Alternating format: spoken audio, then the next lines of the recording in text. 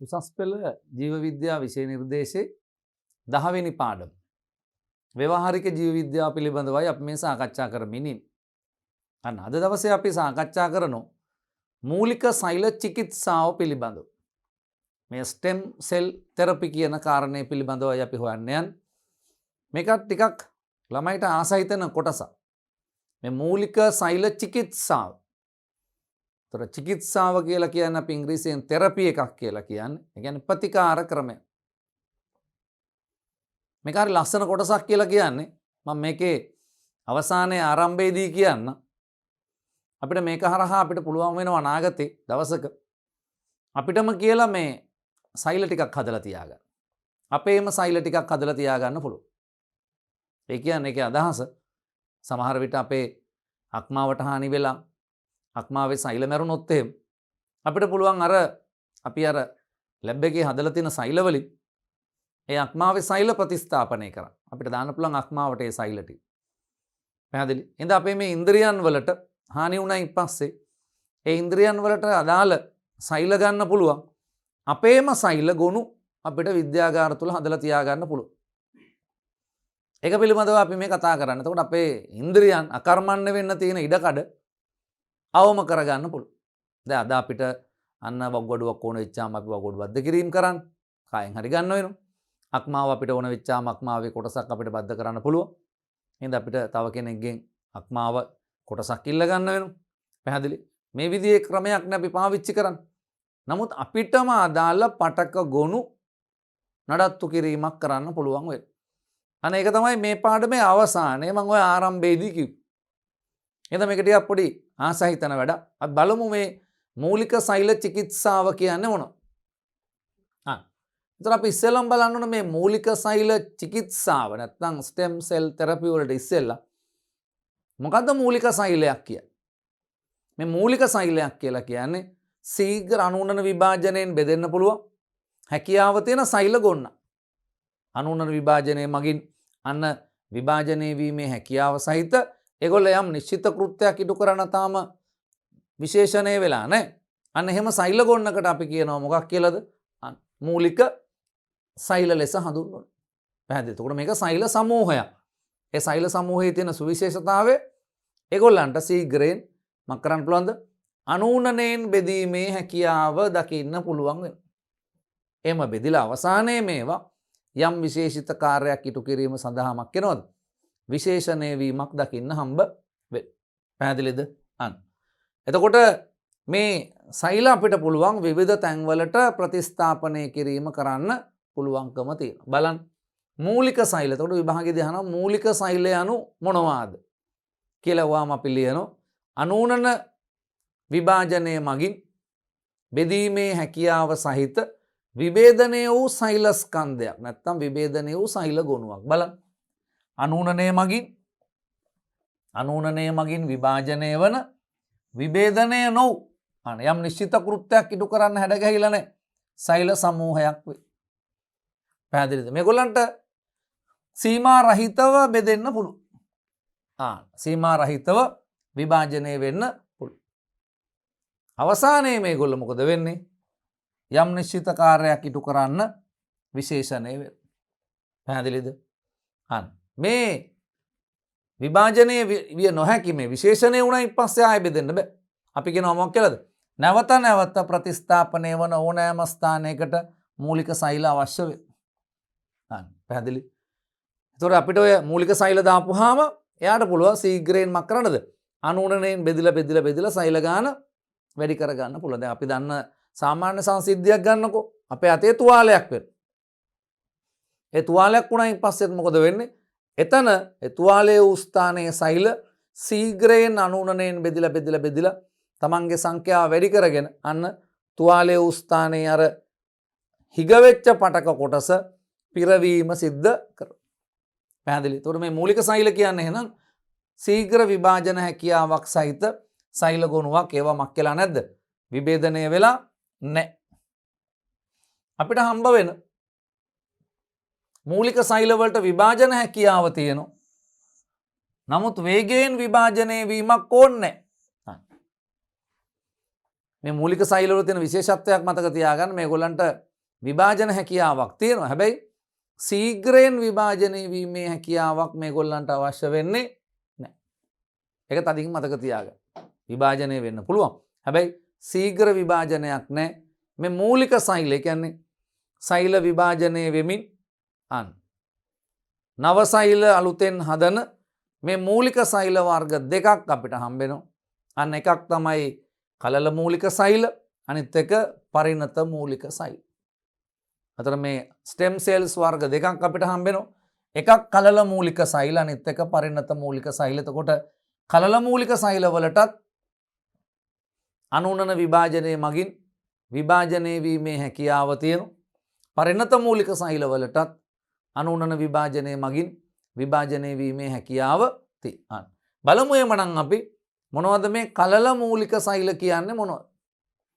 මොනවද කලල මූලික සෛල කියන්නේ මොනවද කියන එක අන්න හොයලා බලමු. පැහැදිලිද? ඒතර අපිට හම්බෙනවා මේ බලන්න. ඔය කලල මූලික සෛල ගැන කතා කරනකොට අපි පොඩි පැහැදිලි කිරීමක් කරගමු මේ විදිහට. ඔබ දන්නවා ඩිම්බයක් හා ශුක්‍රාණුවක් එකතු වෙලා හැදෙන්නේ යුක්තාණුවක්. අන්න ඩිම්බයක් හා ශුක්‍රාණුවක් එකතු වෙලා හැදෙන්නේ යුක්තාණුව. මේ යුක්තාණුව තනි සෛලයක්. තනි සෛලයක්. එතකොට යුක්තාණුව අපි කියනවා සංසේචිත ඩිම්බයක්. සංසේචනය වෙච්ච ඩිම්බයක් තමයි යන්න අපි කියන්නේ මොකක් කියලාද?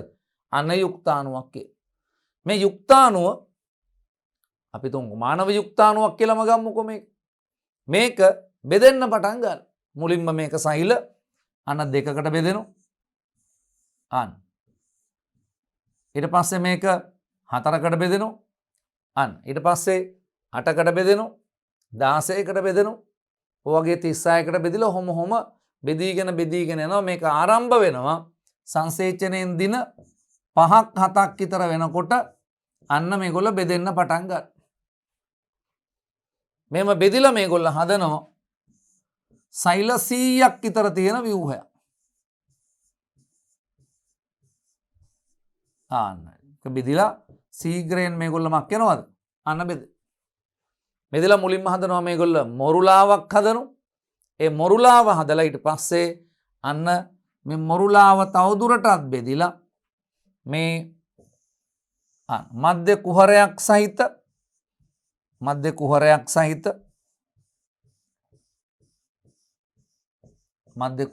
සහිත ව්‍යුහයක් නිර්මාණය කරනවා. මෙයා අපි කියනවා මොරුලාව. ඔය මොරුලාව බෙදිලා හදනවා බ්ලාස්ටර් කෝස්ටයක් හදනවා. බ්ලාස්ටර් කෝස්ටේ අන්න දරුවන්ට මතක ඇති ප්‍රජනනයේ පාඩමේදීත් මේ ගැන කතා කරා. මේ බ්ලාස්ටර් කෝස්ටයක් හදනවා.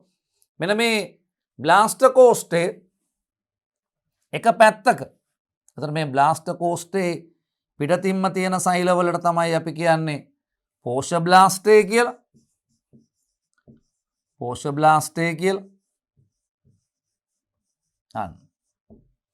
ඔන්න ඔය පෝෂ බ්ලාස්ටේට ඇතුළතින් මේක එක පැත්තක තියෙනවා අන්න සෛල ගොනුවක්. අන්න අර තියෙන්නේ. අපි මේ කියන්නේ කලල මූලික සෛල ගැන. මෙන්න මෙහෙම සෛල ගොනුවක් අපිට දකින්න පුළුවන්. ඔන්න ඔය සෛල ගොනුව තමයි අපි කියන්නේ ඇතුළු සෛල පිඩ. පිඩක් කියන්නේ පොඩි ගුලියක්. ඇතුළු සෛල පිඩ. ඒතර ඇතුළු සෛල පිඩක් තියෙන කාගේද? බ්ලාස්ටර්. අන්න බ්ලාස්ටර් කෝස්ටේ තමයි මේක දකින්න පුළුවන් වෙන්නේ. පැහැදිලිද? බ්ලාස්ටර් කෝස්ටේ දකින්න පුළුවන් වෙනවා අන්න මැද කුහරයක් සහිත ව්‍යුහය මේක. මේ කුහරය. අන්න මේ කුහරයක් සහිත ව්‍යුහය තමයි බ්ලාස්ටර් කෝස්ටේ කියලා කියන්නේ. මේ බ්ලාස්ටර් කෝස්ටේ පිටතින්ම පවතින සෛල ස්තරය තමයි අපි කියන්නේ පෝෂ බ්ලාස්ටේ කියලා. ඒ පෝෂ බ්ලාස්ටේට ඇතුළතින් එක පැත්තකට වෙන්න මොනවද තියෙන්නේ? අන්න සෛල ගුණයක් දකින්න පුළුවන්. අපි ඕක හඳුන්වනවා මොකක් කියලාද? ඇතුළු සෛල පිඩ. එතන මේකේ විස්කම්භය අරගත්තයින් පස්සේ මේ මිලිමීටරයකින් 7න් එකක් විතර අන්න අපිට හම්බ වෙනවා මොකක් කියලාද? මෙයා මිලිමීටරයකින් 7න් එකක් විතර හිතා ගන්න පුළුවන් මෙයාගේ ප්‍රමාණය කොච්චරද කියලා. අන්න ඉතා පුංචි. මෙන්න මේ ඇතුළු සෛල පිඩ තමයි දරුවනේ විකසනය වෙන්නේ නව ජීවියෙක් බවට. අන්න මේවා තමයි ජනක සෛල බවට පත් වෙලා මේකෙන් තමයි යන්න ජීවියා නිර්මාණය කිරීම සිද්ධ කරන්න මේ ඇතුළු සෛල පිඩ. පැහැදිලි? දැන් බැරි වෙලා මේ බ්ලාස්ටෝකෝස්ටේ විකසනය වෙනකොට මේ ඇතුළු සෛල පිඩවල් දෙකක් දෙපැත්තේ ඇති වුණා නම් අන්න අයිඩෙන්ටිකල් ට්වින්ස්ලා හම්බ වෙයි. සමනිබුල්ලු හම්බ වෙයි. එතකොට මේ ඇතුළු සෛල පිඩවල් එකයි නම් හම්බුනේ මේ එක දරුවයි ප්‍රතිඵල වෙයි. එතකොට මේ ඔක්කොම බෙදිලා තියෙන මේ තාම බෙදෙන්නේ මොනවා වලින්ද? අනූනන විභාජනයේ මගින් බෙදේ. එතකොට මේ හැම සෛලයක්ම සර්ව සමයි. අන්න හැම සෛලයක්ම ප්‍රවේණිකව සමානයි. අන්න බලන්න කෙටි සටහනක් තියෙනවා ඒක අපි බලාගෙනම ඉස්සරහට යන්න. අන්න අපිට හම්බ වෙන කලල මූලික සෛල යුක්තාණුවක් තනි සෛලයකි. ඔව් ඩිම්බයක් හා සුක්‍රාණුවක් සංසේචනය වෙලා හැදෙන යුක්තාණුව තනි සෛලයක්. ඒ සුක්‍රාණුවක් හා ඩිම්බයක් සංසේචනය වී සෑදුණු සංසේචිත ඩිම්බයකි. සංසේචනයෙන් දින 5ක් 7ක් දින 5ක් 7ක් යනකොට මොකද වෙන්නේ? අන්න යුක්තාණුව බෙදී සෛල ගොන්නක් හදනවා. ඒ සෛල ගොන්නක් සහිත ව්‍යුහයට අපි කියනවා මොකක් කියලාද? බ්ලාස්ටෝකෝස්ටේ. අන්න බ්ලාස්ටෝකෝෂය මේක තමයි වඩා ලස්සනම වචනේ බ්ලාස්ටෝකෝස්ටේ බවට පත් වෙන්නේ. ඒක මධ්‍ය කුහරයක් සහිත ව්‍යුහයක්. මේකේ විස්කම්භය මිලිමීටරයකින් අන්න 7න් එකක් පමණ වෙනවා දකින්න පුළුවන්. මේ බලන්න. බ්ලාස්ටෝකෝස්ටේ තුල සෛල 30කින් පමණ යුත් කුඩා සෛල ගොනුවක් විකසනය වන අතරය ඇතුළු සෛල පිඩ. මේ මම පෙන්වුවා ඔයගොල්ලන්ට මෙන්න ඇතුළු සෛල පිඩ. හැදෙන හැටි මේ අපි කිව්වේ අන්න බ්ලාස්ටෝකෝස්ටය. මේ බ්ලාස්ටෝකෝස්ටේ පිටතින්ම තියෙන්නේ සෛල ස්තරය අපි කියනවා පෝෂ්‍ය බ්ලාස්ටය. පෝෂ්‍ය බ්ලාස්ටය අන්න පටල ගන්න එපා. මේ බ්ලාස්ටෝකෝස්ටේ අන්න පිටතින්ම පවතින සෛල ස්තරය පෝෂ්‍ය බ්ලාස්ටය. මෙන්න මේ පෝෂ්‍ය බ්ලාස්ටේ එක අර්ධයක එක පැත්තක සෛල ගොනුවක් දකින්න පුළුවන් වෙනවා. එකේ කියනවා සෛල කොච්චරක් විතර තියෙනවා කියලාද? සෛල 30ක් විතර දකින්න පුළුවන් වෙනවා. ඔක තමයි අපි හඳුන්වන්නේ මොකක් කියලාද? ඇතුළු සෛල පිඩ. මේ මධ්‍ය කුහරය.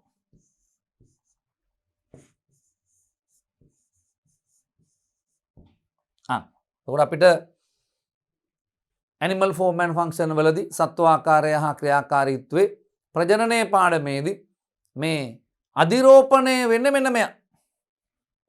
මම මේ පාඩමට ඕගොල්ලන්ව ටිකකට අරගෙන යනවා. අන්න මෙන්න මේ බ්ලාස්ටෝකෝස්ටේ තමයි ගර්භාෂයේ එන්ඩෝමයිට්‍රියම මත ගිලී යාම සිද්ධ වෙන්නේ. මෙයාගේ හැදෙනවා මෙන්න මේ පිටතින්ම තියෙන පෝෂබ්ලාස්ටේ මේ පැත්තේ තියෙන සෛල. මේ ඇතුළු සෛල පිඩ පැත්තේ තියෙන සෛල මේ බලන්න ඇතුළු සෛල පිඩ පැත්තේ තියෙන සෛල මෙන්න මේ විදිහට අපිට දකින්න පුළුවන් වෙනවා. ඔය ඇතුළු සෛල පිඩ පැත්තේ තියෙන සෛල ආන්න මෙන්න මේ විදිහට අංගුලිකා හදනවා මේ.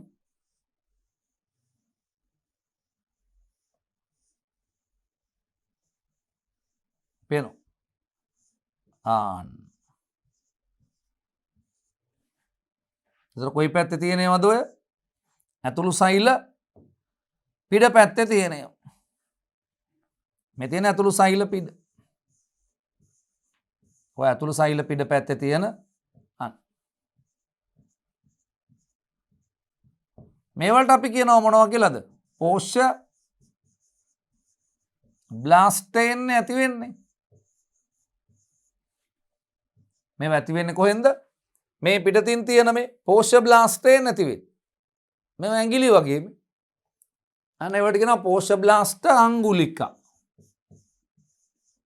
මොනවා කියලාද කියන්නේ? ඔන්න පෝෂ්‍ය බ්ලාස්ට අංගුලිකා ආධාරයෙන් ගර්භාෂයේ එන්ඩොමයිට්‍රියම තුල මේ මම අඳින්නේ ගර්භාෂයේ එන්ඩොමයිට්‍රියම් ඇතුළත බිත්තිය තුල ගිලී යාමේ ක්‍රියාවලිය තමයි අපි කියන්නේ කලල අධිරෝපණය ලෙස හඳුන්වන්නේ. ඒ අමතර කාරණාවක් කිව්වේ මොකද ඉගෙන ගත්ත දරුවන්ට මේක මම මෙතනින් කියලා නතර වෙච්චාම වුන් කල්පනා කරලා බලනවා මේක හුදකලා ක්‍රියාවලියක් නෑ මේක අන්න බ්ලාස්ට කෝස්ටේ හැදෙනවා. බ්ලාස්ට කෝස්ටේ පිටතින්ම තියෙනවා පෝෂ බ්ලාස්ටය. පෝෂ බ්ලාස්ටේට ඇතුළතින් එක පැත්තකට වෙන්න සෛල ගොන්නක් තියෙනවා ඇතුළු සෛල පිඩ. අපිට ඕන මේ ඇතුළු සෛල පිඩ ගැන කතා කරන්න. ඇයි? අපි මේ පාඩමේදී කතා කරන්නේ කලල මූලික සෛල ගැන. හැබැයි මගේ වගකීමක් තියෙනවා අර පුංචි කොටසත් කියාගෙන යන එක. ඒතර ඔයගොල්ලන්ගේ මතකයේ ලස්සනට හිටිනවා මේකේ. මෙන්න මේ ඇතුළු සෛල පිටපැත්තේ තියෙන පෝෂ බ්ලාස්ටේ සෛල නෙරළ හදනවා මොනවාද? පෝෂ බ්ලාස්ට අංගුලිකා. ඒ අංගුලිකා ආධාරයෙන් ගර්භාෂය තුල ගිලී යාමේ ක්‍රියාවලිය ගර්භාෂයේ එන්ඩොමයිට්‍රියම තුල ගිලී යාමේ ක්‍රියාවලිය අපි කියනවා කලල අධිරෝපණය කියලා. දැන් මෙන්න මේ ඇතුළු සෛල පිඩ තමයි අනුුණනෙන් බෙදිලා තමන්ගේ සංඛ්‍යාවම කරගන්නද වැඩි කරගන්න. දැන් මේ සෛලවලට පවරනවා යම් කාර්ය. ඒක තමයි කියන්නේ මේගොල්ලන්ට ජනක සෛල කිය. මේගොල්ලන්ට පවරනවා යම් කාර්යයන් මක් කරන්නද? එක සෛල වලට පවරනවා රයිට් මක් කරන්නද? ඔයා බෙදිලා සංඛ්‍යා වැඩි කරගෙන අන්න ස්නායු පද්ධතිය හදා. තව සෛලයකට පවරනවා. දැන් තාම සෛල 30යිනේ තියෙන්නේ දරුවෝ මේ සෛල 30න් තමයි මෙයා තමයි බෙදලා මක් කරන්නද? සම්පූර්ණ ජීවිය හදන්නේ. ඒතර අපේ ශරීරයේ සෛල ට්‍රිලියන 60ක් 100ක් විතර තියෙනවා. ඒතර ඒ ට්‍රිලියන 100 දක්වා වැඩි වෙන්නේ මෙයා තමයි. ඒතර අපි දන්න එකක් තමයි අපේ ශරීරය තුල පද්ධති. ආහාර මාර්ග පද්ධතිය තියෙනවා. ශ්වසන පද්ධතිය තියෙනවා. බහිස්රාවී පද්ධතිය තියෙනවා. ප්‍රජනක පද්ධතිය තියෙනවා. සැකිල්ල තියෙනවා. මේ සියලු පද්ධති ටික හදන්නෙත් මේ සෛල. එහෙනම් මේක සෛලයකට පවරනවා මක් කරන්නද? රයිට් ඔබට පැවරී ඇත්තේ මොළයත් එක්ක මොළය ප්‍රමුඛ ස්නායු පද්ධතිය හදා. ඔබ ආහාර මාර්ග පද්ධතිය හදා. ඔබ ශ්වසන පද්ධතිය හදා. යම් පැවරීම් සිද්ධ කරනවා. පැහැදිලිද? එතකොට මෙන්න මේ සෛල ටික. එතකොට නිකන් හිතනකො මේ සෛල එහෙම වුණොත් අන්න ප්‍රශ්න ඇති වෙනවා. මේ සෛල එහෙම වුණොත් අන්න ප්‍රශ්න ගොඩක් ඇති වෙන්න පුළුවන්. පැහැදිලිද? එහෙනම් ඔන්න අපිට හම්බ වෙනවා මේ ඇතුළු සෛල පිඩ. අපි බලමු එතන ඉඳලා කොහොමද මේ මූලික සෛලවල ක්‍රියාකාරීත්වය කියලා. බලන්න සටහනේ මොකද්ද තියෙන්නේ කියලා. අන්න අපි කියනවා බ්ලාස්ට කෝෂ්ඨය තුල මේ බ්ලාස්ට කෝෂය කියන වචනේ පාවිච්චි කරලා තියෙනවා. හැබැයි අපි ඒක ලස්සන වචනේ පාවිච්චි කරන්නේ කවුද? බ්ලාස්ට කෝෂ්ඨය. ඒක ලස්සනයි. බ්ලාස්ට කෝෂ්ඨය තුල සෛල 30කින් පමණ යුත් කුඩා සෛල ගොනුවක් දකින්න පුළුවන්. ඒක ඇතුළු සෛල පිඩ ලෙස හඳුන්වනවා. මේ ඇතුළු සෛල පිඩ කලල මූලික සෛල මේ අන්න එම්බ්‍රියොනික් සෙල් නැත්නම් අපි කියනවා එම්බ්‍රියොනික් ස්ටෙම් සෙල් වල ප්‍රභවය වේ. එතකොට මේ කලල මූලික සෛල වල ප්‍රභවය තමයි කවුරු කියන්නේද? මෙන්න මේ ඇතුළු සෛල පිඩේ තියෙන මේ සෛල 30. එතකොට අපි කෙටියෙන් කියනවා මේවා කවුරු කියලාද? මේ ES කියලා කියන්නේ ඒකයි. අන්න එම්බ්‍රියොනික් ස්ටෙම් සෙල් කියලා කිය. පැහැදිලිද? කලල මූලික සෛල බවට පත් වෙන්නේ මෙන්න මේ ඇතුළු සෛල පිඩේ තියෙන සෛල. එතකොට මෙන්න මේවා තමයි අපි චිකිත්සාවකට ලක් කරන්න යන්නේ. බලමු දිග ගමනක් කෙටියෙන් ලස්සනට පිළිවෙලට එකින් එක පැහැදිලි කරගෙන යමු. එතකොට මම ආයේ කියනවා මෙයා තමයි විකසනය වෙලා නව ජීවියෙක් හදන්නේ. බැරි වෙලා හරි මේ බ්ලාස්ට කෝෂ්ඨය තුල මේ જાතිය ඇතුළු සෛල පිඩවල් දෙකක් විකසනය වුණොත් මේ සෛලයි දෙපැත්තෙම තියෙන ඒවා අනුුණනෙන් බෙදිච්ච නේ දරුවනේ. එතකොට 90න් බෙදුණා කියලා කියන්නේ ඒවා සර්ව සමයි. ඒ කියන්නේ මේ පැත්තේ විකසනය වන ජීවියයි මේ පැත්තේ විකසනය වන ජීවියයි දෙන්න සර්ව සමයි. අන්න සමනිබුල් ඇති වෙන්නේ ඔය විදිහට. එතකොට අපි දන්නවා විෂම නිබුල් ඇති වෙන්නේ අන්න මවගේ එක ඩිම්බ කෝෂයකින් එක ඩිම්බයක් එනවා. අනිත් ඩිම්බ කෝෂයෙන් තව ඩිම්බයක් එනවා. ඩිම්බ දෙක වෙන වෙනම ශුක්‍රාණු දෙකකින් සංසේචනය වෙලා අන්න විෂම නිබුල් ඇති වෙන්න පුළුවන්. පැහැදිලිද? අන්න. යන්න ඊළඟට මොකද්ද කියන්නේ කියලා බලන්න. ES සෛලම අර එම්බ්‍රියෝනික් ස්ටෙම් සෙල් කලල මූලික සෛල වල විශේෂත්වය වනුයේ මේවාට මිනිස් දේහයේ සෑදී ඇති සෛලාකාර 200කට වඩා වැඩි ප්‍රමාණයකට විභේදනය වීමේ හැකියාව පැවතීමයි. අර හැදෙන කලල මූලික සෛලවලට තියෙන විශේෂත්වය තමයි අපේ දේහයේ තියෙන එකිනෙකට වෙනස් කෘත්‍ය ඉටු කරන සෛල 200ක් විතර බවට විභේදනය වෙන්න පුළුවන්කම තියෙනවා. එකිනෙකට වෙනස් කෘත්‍ය ඉටු කරන සෛල 200ක් විතර අපි දන්නවා බලන්නකෝ. ආහාර මාර්ගයට ගියයින් පස්සේ ආහාර මාර්ගයේ යන කලස් සෛල තියෙනවා. ඒගොල්ලන්ට පුළුවන් ශ්ලේෂ්මලය නිපදවන්න. ආමාශයට ගියයින් පස්සේ ආමාශයේ විවිධ සෛල තියෙනවා. අපි උසස් පෙළ පන්තියේදී ගොඩක් වෙලාවට ආමාශයේ තියෙන සෛල ගැන අලුත් සිලබස් එකේ අපි ලොකුවට සාකච්ඡා කරන්නේ අන්න ඔක්සින්ටික් සෛල, පෙක්ටික් සෛල, ශ්ලේෂ්මල ස්‍රාවී සෛල එහෙම තියෙනවා. ඒ වලින් තමයි ආමාශයේ තියෙන HCl නේ ශ්ලේෂ්මලය ඔය කියන කාරණා නිපදවේ. අග්න්‍යාශය අපි දන්නවා විශේෂ සෛල අපිට හම්බෙනවා. ඒ අග්න්‍යාශය යන අපිට හම්බෙන ඇල්ෆා සෛල, බීටා සෛල තියෙනවා. ඒ වලින් ඉනිසියුලින් අන්න ග්ලූකගන් නිපදවීම සිද්ධ වෙනවා. රුධිරයේ අපිට තියෙනවා රතු රුධිරාණු තියෙනවා අන්න නියුට්‍රොෆිල්, එසනොෆිල්, බේසොෆිල්, වසා සෛල, මොනොසයිට තියෙනවා. මේ විදිහට අන්න එකිනෙකට වෙනස් සෛල 200කට වඩා වැඩි ප්‍රමාණයක් බවට විභේදනය වීමේ හැකියාව කාටද තියෙන්නේ? අර ඇතුළු සෛල පිඩේ තියෙන සෛලවලට නැත්තම් අපි කියනවා මොනවටද? එම්බ්‍රියෝනික් ස්ටෙම් සෙල්ස් වලට අන්න කලල මූලික සෛලවලට තියෙන. පැහැදිලිද? මේ නිසා ES සෛල අන්න ප්ලූරිපොරන්ට් ලෙස හඳුන්වනවා. පැහැදිලිද? මේ හැමෝගෙම මූලිකය අන්න මේ හැමෝගෙම මූලිකයා ලෙස හඳුන්වනවා මෙය. ඊට හේතුව ඒවාට විවිධාකාරයේ සෛල බවට විකසනය වීමේ විභවයක් තිබීමයි. මේ සෛලවලට විවිධ ක්‍රියාකාරීත්වයන් ඉටු කරන සෛල බවට විභේදනය වෙන්න පුළුවන්කම තියෙනවා. පැහැදිලිද? මානව කලල මූලික සෛල පැහැදිලිද?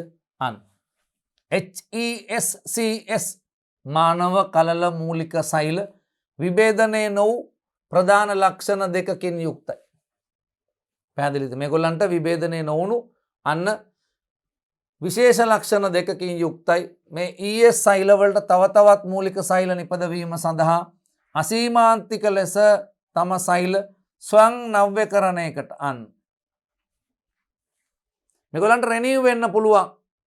අන්න ස්වයං මේගොල්ලන්ට පුළුවන් මක්කරන දෙක හැකියාවක් තියෙනවා. සීග්‍රයෙන් බෙදිලා අලුතෙන් සෛල හද සෛල ගාන වැඩි කර ගැනීමේ හැකියාවක් තියෙනවා. ඒ වගේම සුදුසු වර්ධන තත්ත්ව දුන්නයින් පස්සේ අන්න මේගොල්ලන්ට විශේෂිත කෘත්‍ය සහිත විවිධාකාරයේ පරිණත සෛල බවට විභේදනය වෙන්න පුළුවන්. ඉතින් ප්‍රධාන කාරණා දෙකයි. එකක් තමයි මේගොල්ලන්ට මේ බෙදෙන්න පුළුවන්. බෙදිලා තව තව සංඛ්‍යාව වැඩි කරගන්න පුළුවන්. අපි කිව්වේ අර ස්වයං නව්‍යකරණයක් කරන්න පුළුවන්. පැහැදිලි? අන්න. ඒ වගේම තමයි මේගොල්ලන්ට යම් නිශ්චිත කෘත්‍යයක් ඉටු කරන සෛල බවට විභේදනය වෙන්න පුළුවන්. එහෙනම් අපි කියනවා මොනවද? මේ සෛලවල විශේෂ කාරණා දෙකක් අපි කියනවා ඒගොල්ලන්ට විභාජනය වීමේ හැකියාව. ඒ වගේම මේගොල්ලන්ට යම් නිශ්චිත කෘත්‍යයන් ඉටු කරන සෛල බවට විභේදනය වීමේ හැකියාවක් තියෙනවා. හරිද? ඒතර ඔන්න අපි කතා කරේ කලල මූලික සෛල පිළිබඳ. ඒතර කලල මූලික සෛල විශේෂත්වය අපි කතා කරා මොකක් කියලාද? යුක්තාණුවක් බෙදිලා මොරුලාවක් හදනවා. මොරුලාව බෙදිලා අන්න බ්ලාස්ට් කෝෂ්ඨයක් හදනවා. මේ බ්ලාස්ට් කෝෂ්ඨය ඇතුලේ කුහරයක් තියෙනවා. එක අර්ධයක ඇතුළු සෛල පිඩ තියෙනවා. ඒ ඇතුළු සෛල පිඩේ සෛල වලට විභාජන හැකියාව තියෙනවා. මේවා තමයි අපි කලල මූලික සෛල කියලා කිව්වේ. ඇතුළු සෛල පිඩේ සෛල 30ක් විතර දකින්න පුළුවන්.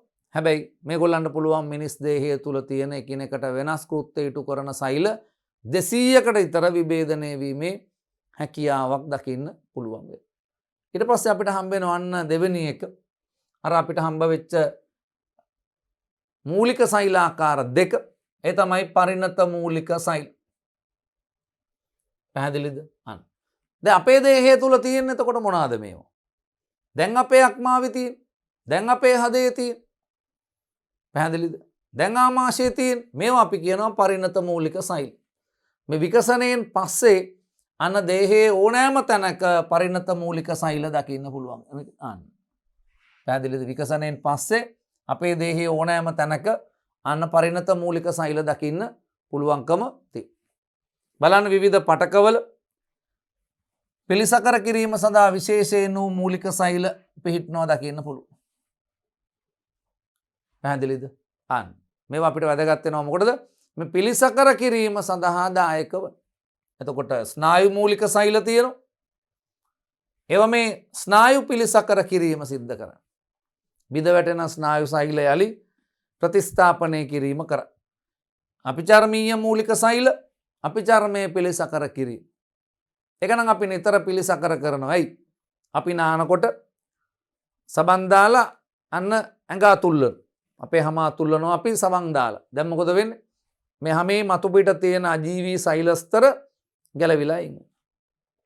ඊට පස්සේ මොකද වෙන්නේ? අන්න ඇතුළතින් අපි දන්නවා පරෝහණ ස්තරයක් නැත්නම් ජනක ස්තරයක් තියෙනවා අපේ අපිචර්මේ පාදීය ස්තරේ.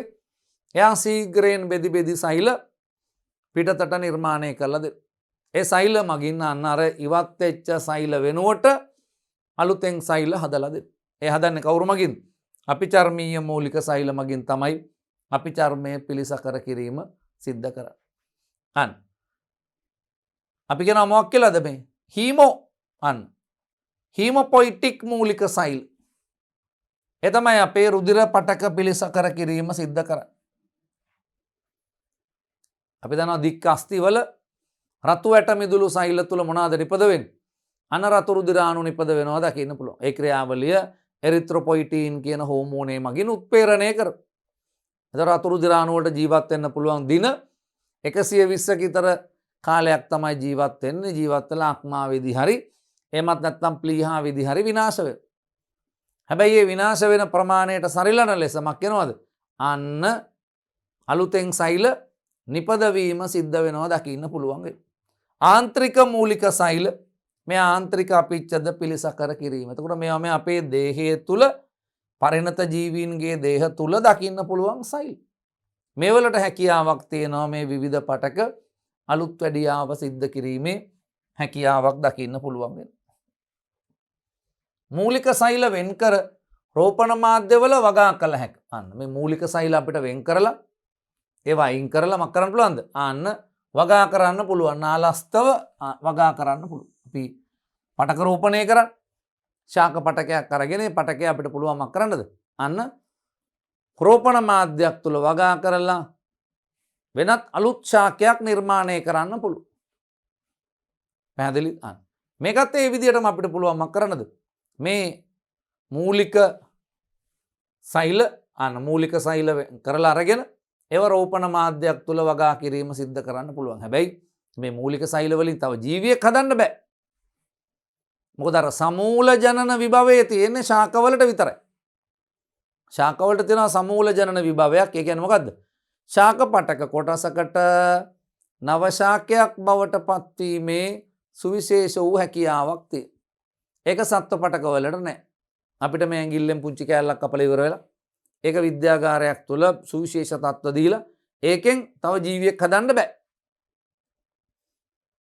ඒක ශාක වලට විතරක් අනන්‍ය ලක්ෂණයක්. ඒකට තමයි අපි කියන්නේ සමූල ජනනය. එහෙමත් නැත්නම් සමූල ජනන විභවය කියලා හඳුන්වන්නේ ඒක. පරිණත මූලික සෛල දේහයෙන් ඉවත් කර හෝ දේහයේ එක ප්‍රදේශයක සෛල වෙනත් ප්‍රදේශයකට බද්ධ කිරීමෙන් හෝ වගා මාධ්‍යයක පවත්වා ගැනීමෙන් හෝ මේවා සම්භවය වූ තත්වයෙන්ම පවතින බව සැලකී අන්න. මේවා මක් කරන්න පුළුවන්ද? අර සම්භවය වෙච්ච විදිහටම තියෙනවා කොහෙන්ද? මේ දේහයෙන් ඉවත් කරගත්තාම එහෙමත් නැත්නම් එක ප්‍රදේශයක සෛල වෙනත් ප්‍රදේශයකට බද්ධ කරපුවාම එහෙමත් නැත්නම් වගා මාධ්‍යයක පවත්වා ගත්තාම මේවා සම්භවය වෙච්ච තත්ත්වෙම තියෙනවා. පැහැදිලි? අන්න අර අපි චර්මයේ තිබිච්ච මූලික සෛල හැමම ස්නායු මූලික සෛල හැමම මාන්න ඒවා වෙනසකට ලක් වෙන්නේ නැහැ. ඒවා ඒ විදිහටම දකින්න පුළුවන් වෙනවා. මේ නිසා පරිණත මූලික සෛල මොකටද ගන්න පුළුවන්? මේක පාවිච්චි කරන්න පුළුවන් පටක අලුත් වැඩියාවේදී ප්‍රායෝගිකව අන්න. පැහැදිලි? මේවා පටක අලුත් වැඩියාවේදී ප්‍රායෝගිකව යොදා ගන්න බෑයි. මේවා මේ තිබුණු තත්වයෙන්ම තියෙන. මේවා තිබුණු තත්වයෙන්ම තියෙන හින්දා අන්න අපිට පටක අලුත් වැඩියා කරද්දී මේක මේ විදිහටම යොදා ගැනීමේ නොහැකියාවක් දකින්න පුළුවන් වෙනවා. බලන්න මොකද්ද කියන්නේ කියලා.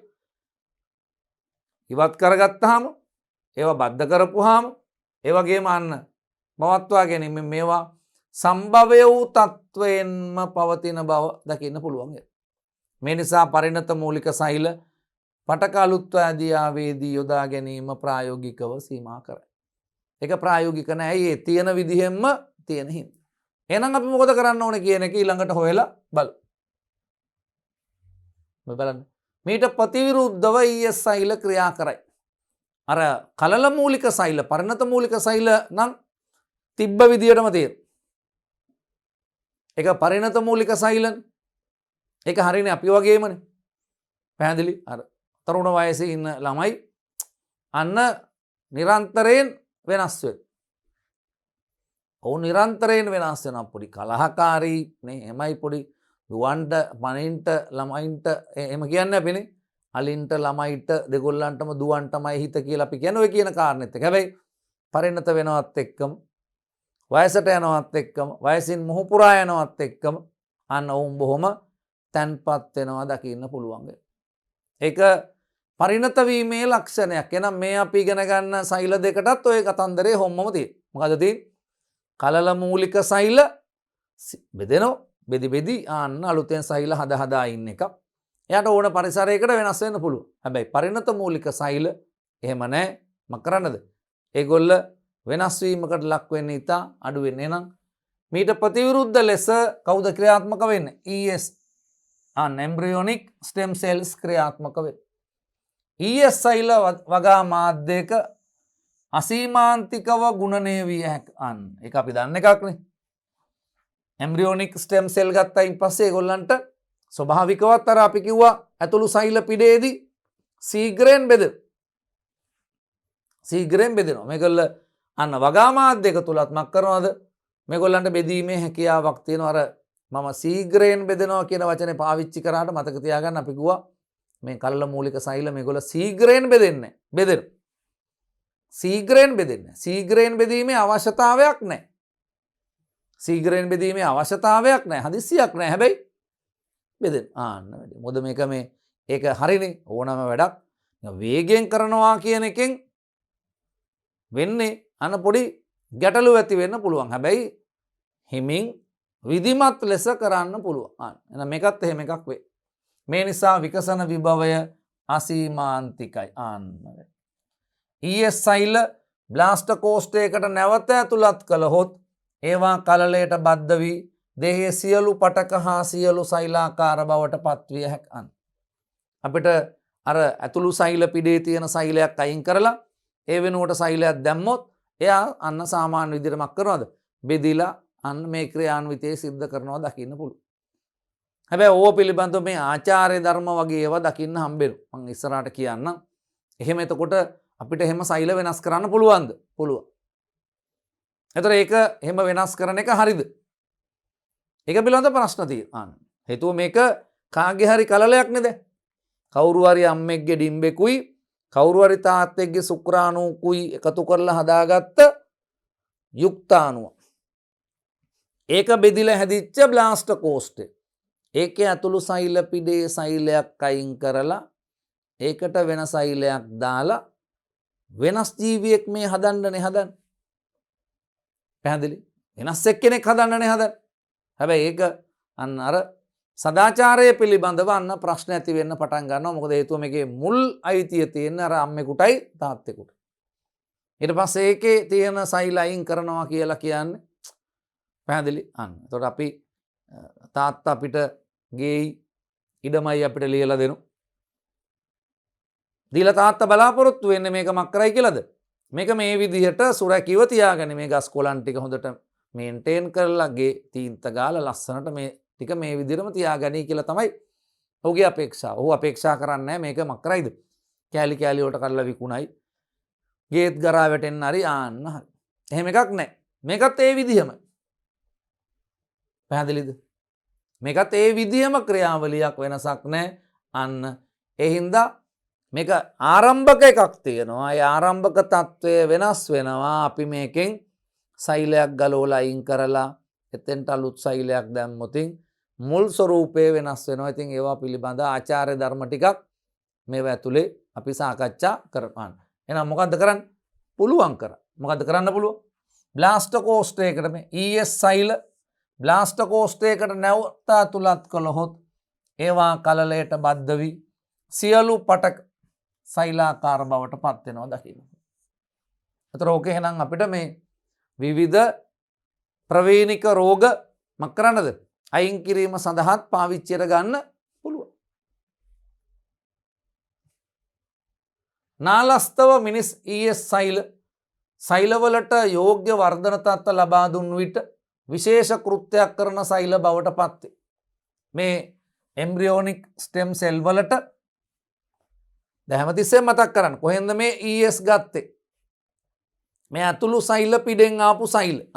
සෛලවලට යෝග්‍ය වර්ධන තත්ත්ව ලබා දුන් විට විශේෂ කෘත්‍ය ඉටු කරන සෛල බවට පත් වේ.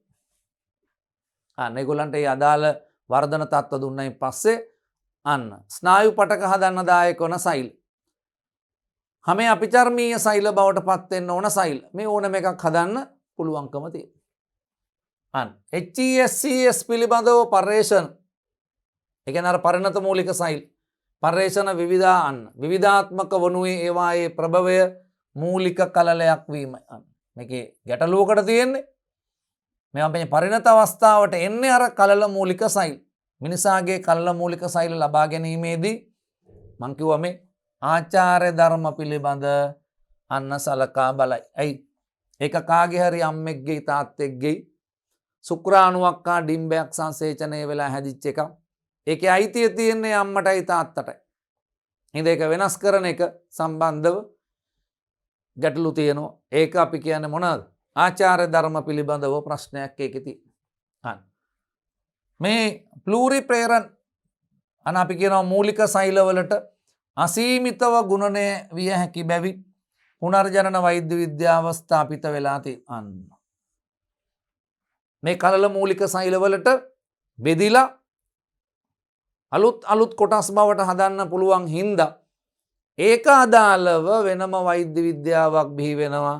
ඒ තමයි මොකක් කියලාද කියන්නේ? පුනර්ජනන වෛද්‍ය විද්‍යාව ස්ථාපිත වෙලා තියෙනවා දකින්න පුළුවන්. ඒතර අපි මේ යන්නේ මේ කලල මූලික සෛල වගා කරලා ඒ වලින් අපිට ඕන සෛල ස්ථාපනය කිරීම පිළිබඳව හොයලා බලන්නයි මේ යන්නේ. ඊට අදාළ වෛද්‍ය විද්‍යාව තමයි පුනර්ජනන වෛද්‍ය විද්‍යාව කියලා අපි කියන්නේ. පැහැදිලිද? මෙන්න මේ මූලික සෛල ප්ලූරිපොටන්ට් සෛල පුද්ගලයෙකුගෙන් ලබාගත් පරිණත පටක නැවත සැලසුම් කිරීම සාධක. පැහැදිලිද? මේවා අපි මොනවද? පරිණත පුද්ගලයෙක්ගෙන් ලබාගත් පටක නැවත සැලසුම් කිරීමෙන් අපිට හදා ගන්න පුළුවන්. මෙසේ සාදාගත් සෛල ප්‍රේරිත මේවා අපිට පුළුවන් මක් කරන්නද?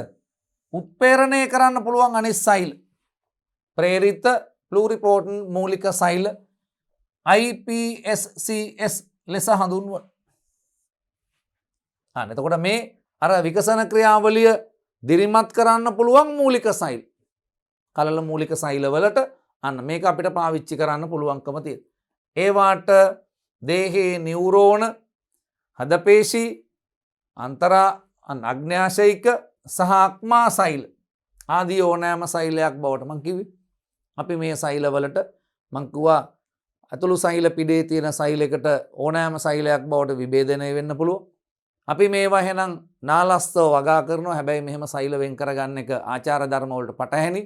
හැබැයි එහෙම වෙන් කරලා අපිට පුළුවන් විවිධ කෘත්‍යයන් ඉටු කරන සෛල බවට පත් කරලා හදලා තියාගන්න. නාලස්තව හදන්න පුළුවන්කම තියෙනවා. ඒවා අපිට අවශ්‍යතාවයක් වූ විට පාවිච්චියට ගන්න පුළුවන්. මොනවටද ගන්නෙ? නියුරෝනමේ. අපිට නියුරෝන ප්‍රතිස්ථාපනය සඳහා හදපේශි. උදාහරණයක් කාගේ හරි කෙනෙක්ට අන්න මයෝකාඩියන් ඉන්ෆාක්ෂන් එකක් ඇවිල්ලා. අපි සාමාන්‍ය වාර කරන්නේ heart attack එකක් කියලා. එතකොට කිරීටක දමනීය කොහේ හරි අවහිරයි. එතනින් එහාට රුධිරය ගමන් කරන්නේ නැහැ. ප්‍රතිඵලය හදේ ඒ කොටස අන්න මැරිලා යනවා. හදේ අපි තු මේ පැත්තම මේ ටික සම්පූර්ණයෙන් මිය ගිහිල්ලා තියෙනවා. මෙන්න මේ මියගිය පටකය අයින් කරලා ඒකට නව පටක සෛල ප්‍රතිස්ථාපනය කරන්න පුළුවන් කියලා තමයි මේ කියන්නේ. එහෙනම් හදපේශි අග්න්‍යාශය අපි හිතනවා කෙනෙක්ට දිග වැඩියාව තියෙනවා. ඒක අපි දන්නවා අග්න්‍යාශයේ ලැංගහැන්දීපික වල තියෙන ඇල්ෆා සෛල හා බීටා සෛල තමයි ඉනිසියුලින් හා ග්ලූකගන් නිපදවන්නේ.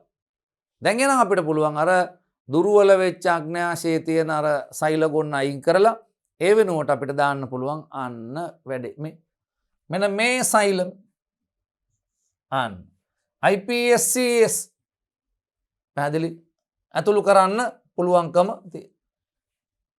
ඒ වගේම අක්මාව කෙනෙක්ට සිරෝසිස් හැදිලා අක්මාවේ සෛල සීඝ්‍රයෙන් විනාශ වෙලා යනවා. පැහැදිලි සමහර විට සිරෝසිස් හැදෙන්න පුළුවන් අධික ලෙස මද්යසාර පානය කිරීම හේතු කොටගෙන.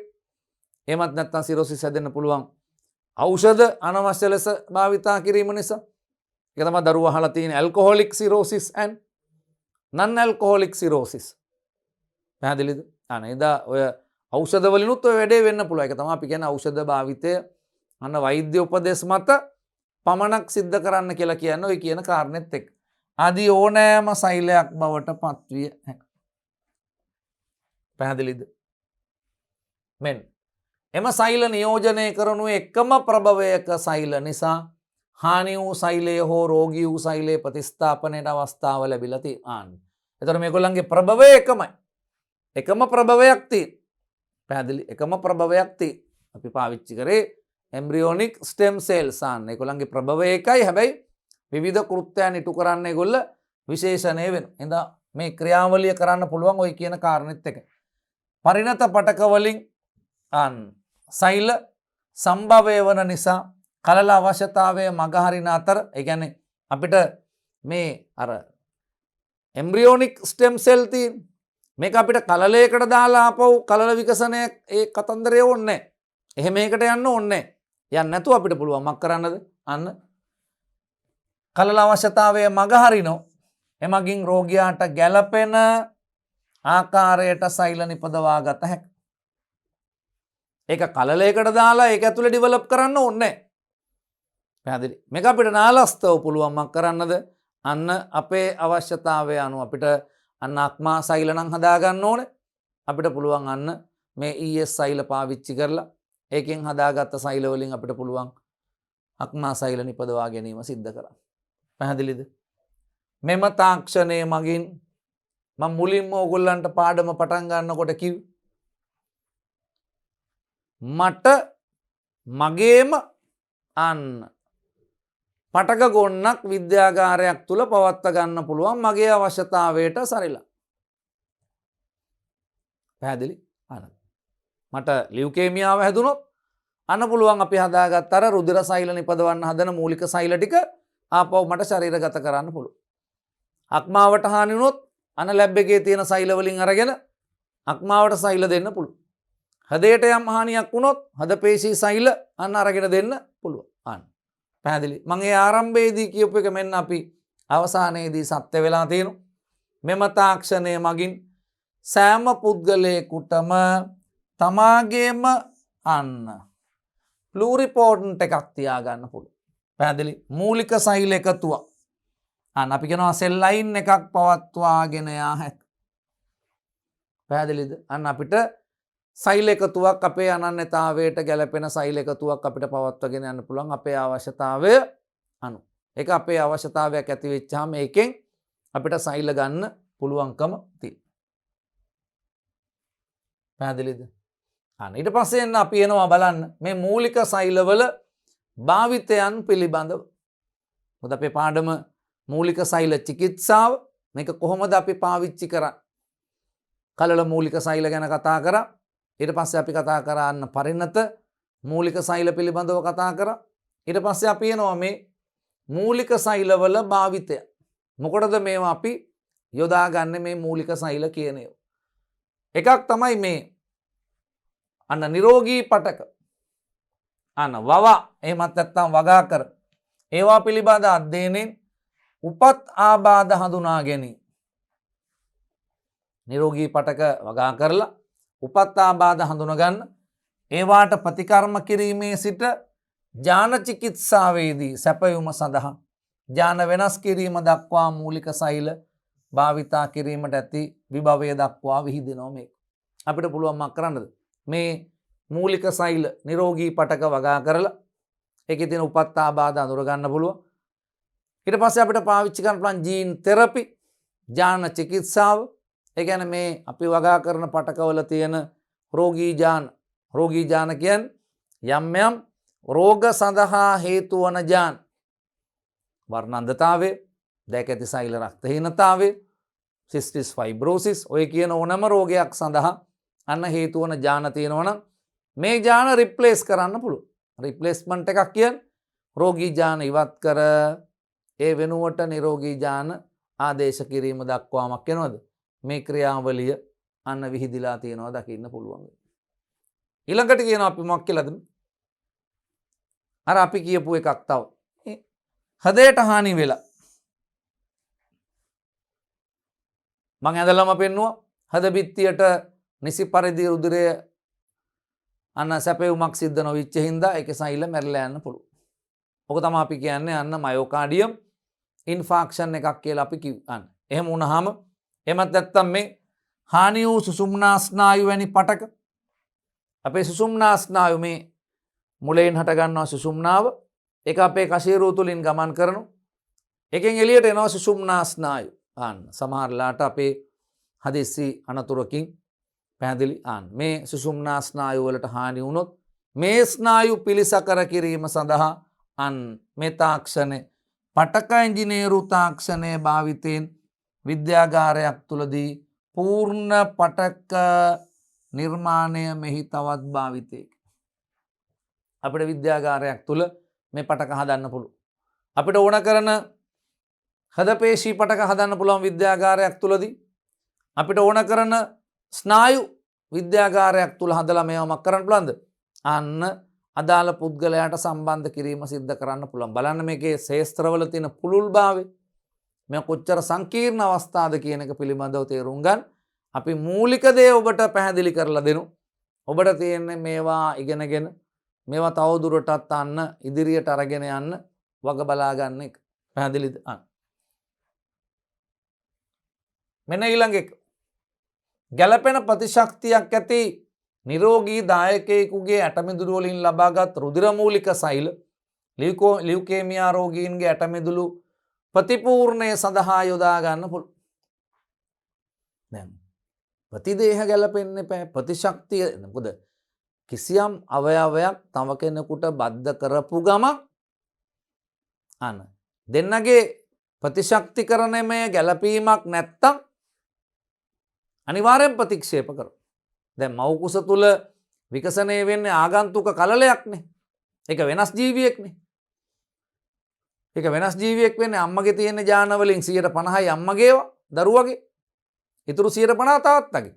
එහෙනම් අලුත් එක්කෙනෙක්. හැබැයි අන්න මවගේ ප්‍රතිශක්තිකරණ පද්ධතිය මගින් අන්න කලලය ප්‍රතික්ෂේප වීම වළක්වනවා. ඒක තමයි කියන්නේ මවගේ ප්‍රතිශක්තිකරණ දරා ගැනීම කියලා කියන්නේ. ඒ සුවිශේෂ එකක් අම්මට තියෙනවා.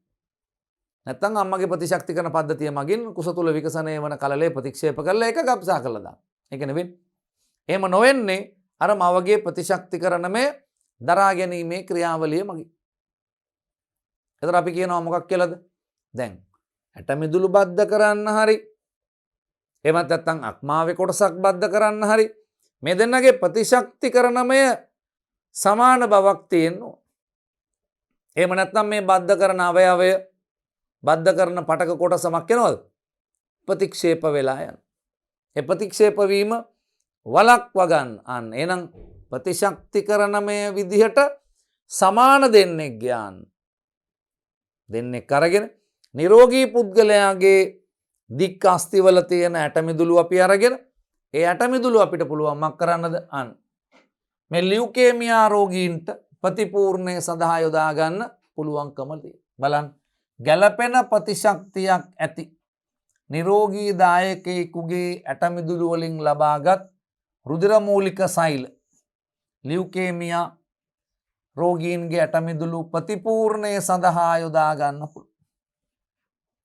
පැහැදිලිද? අන්න ඊට අමතරව අපිට හම්බ වෙනවා මේ ආඝාතය, ඇල්සයිමර්ස් ඩිසීස්, ඒ වගේම පාකින්සන් අපි දන්නවා අපි ඉගෙන ගන්න රෝගමේ. ඇල්සයිමර් අපි ඉගෙන ගන්නවා, පාකින්සන් අපි ඉගෙන ගන්නවා, ආඝාතය අපි ඉගෙන ගන්නවා, හෘද රෝග පිළිබඳව අපි ඉගෙනගෙන තියෙනවා. පාකින්සන් රෝගයන් අපි කියනවා මේ තමන්ට තමන්ව පාලනය කරගන්න බැරි තත්ත්වයක් එන්නේ අන්න අතපය වෙවුලන්න පටන් ගන්නවා අන්න.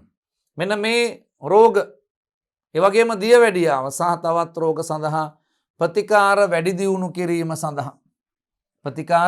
වැඩි දියුණු කිරීම සඳහා දැන් මේ අපේ ස්නායු පද්ධතිය ආශ්‍රිත ආබාධන දරුවනේ. එතකොට මේ ස්නායුමක් කරන්නද? නිරෝගී ස්නායු වලින් ප්‍රතිස්ථාපනය කරන්න. ආන්න පැහැදිලිද?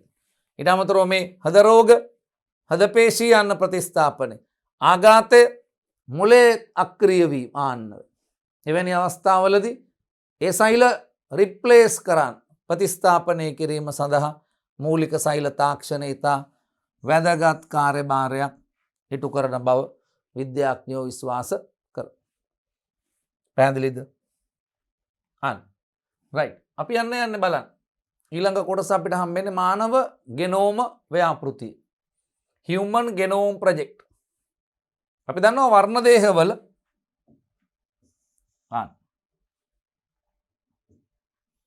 මේ බලන්න මේ වර්ණ දේහයක් අන්න මේ වර්ණ දේහය ඇතුලේ අපිට හම්බ වෙනවා මොනවාද? DNA තියෙනවා. මේ DNA කොටසක් තමයි අපි කියන්නේ ජානයක්.